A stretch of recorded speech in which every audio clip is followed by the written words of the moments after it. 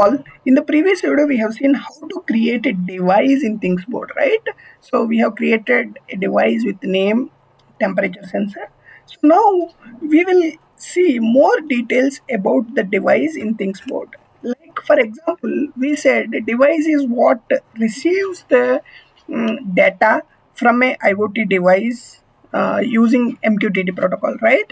So to receive, for example, here if you see there are around many devices here, right? How does a particular device sends data to this particular device?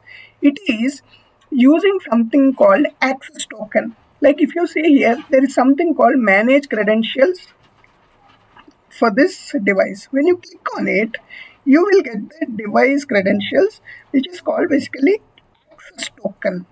Okay, this access token is what will be used to identify a particular device by the IoT device. Okay, and then once you have this, so like if you can double click or click single click here, basically you get the entire details of this particular device, and then you also have attributes. We'll talk about attributes later.